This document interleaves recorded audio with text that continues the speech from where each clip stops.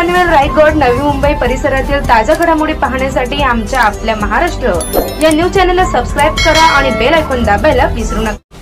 देशातील 26 राज्यातील कामगार कष्टकऱ्यांच्या न्याय हक्कासाठी लढणारी आणि त्यांना न्याय मिळवून देणारी अखिल भारतीय संघटना म्हणजे भारतीय जनता मजदूर सेल होय।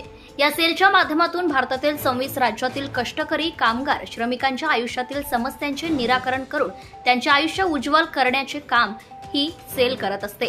महाराष्ट्र राज्यात सुद्धा या भारतीय मजदूर सेलचे कार्य गौरवास्पद असेच आहे आणि आता या सेलच्या महाराष्ट्र राज्य अध्यक्षपदी हबप अनंत पाटील यांची निवड झाली आहे।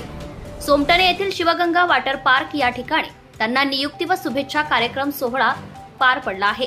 भारतीय मजदूर सेलचा सोमाटणे येथे पार पडलेल्या निवडीच्या भव्य कार्यक्रमासाठी भारतीय मजदूर सेलचे राष्ट्रीय अध्यक्ष श्री अर्नब चॅटर्जी, भारतीय मजदूर सेलचे राष्ट्रीय चेअरमॅन श्री बिस्वा प्रिया राय चौधरी, भारतीय मजदूर सेलचे राष्ट्रीय सेक्रेटरी तथा दक्षिण भारताचे इन्चार्ज श्री यश पोवार तसेच Shri Deepak Patil, state general secretary माननीय श्री धनाजी शेठ ठाकूर, महेश शेठ चोरमोरे, विजय पाटील, महादेव भगवान पाटील, सरपंच आरिवली, महादेव पाटील, उपसरपंच आपटे, तेजस्विनी आत्माराम पाटील, सरपंच सोमाटणे, सुनील माळी, सरपंच सावळे, सुरेश नाईक सदस्य, सौ अस्मिता अनंत पाटील सदस्य, गणेश अरिवले, महेंद्र पाटील ग्रामपंचायत सदस्य यांच्या प्रमुख उपस्थितीमध्ये हा कार्यक्रम पार पडला आहे।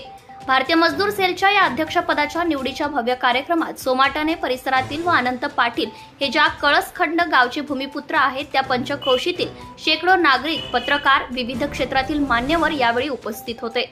भारतीय मजदूर सेलच्या महाराष्ट्र राज्याच्या अध्यक्षपदी अनंत पाटलांची निवड झाल्यामुळे विविध स्तरांतून त्यांच्यावर शुभेच्छांचा वर्षाव होत आहे। आपला महाराष्ट्र 24 साठी सुनील ठाकूर, पनवेल। आज भारतीय जनता मजदूर सेलच्या वतीने आज जी माझी नियुक्ती केलेली आहे आणि त्यांनी जो माझ्यावर विश्वास टाकलेला आहे त्या विश्वासाला कुठेही आम्ही तडा जाऊ देणार नाही। ज्या ज्या ठिकाणी कामगाराला अन्याय होत आहे त्या ठिकाणी आम्ही त्यांच्या पाठीशी खंबीर उभे राहू। कामगारांना कसा न्याय मिळेल या उद्देशाने आम्ही या संघटनेचं नावही वाढवू आणि या संघटनेला महाराष्ट्रात कशी वाढ होईल आणि कामगारांना कसा न्याय मिळेल या उद्देशाने आम्ही या कामगारांच्या पाठीशी उभे राहू। एकंदरीत आपण काय सांगाल, अशा अनेक संघटना आहेत, नेमका कशा पद्धतीचा विश्वास आपण जनतेला देत आहे, सामान्य नागरिकांना देत आहे, मजदूरांना देत आहे, जेणेकरून कुठलेही गैरसमज होणार नाहीत, काय आश्वासित करताय?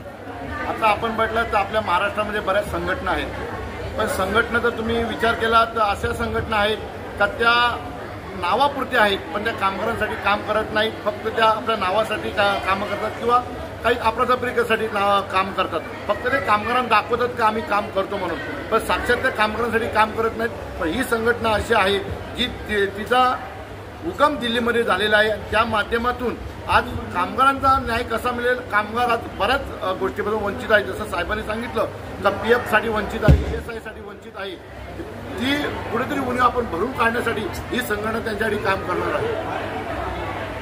ठीक। Subscribe now and press the bell icon. Never miss an update.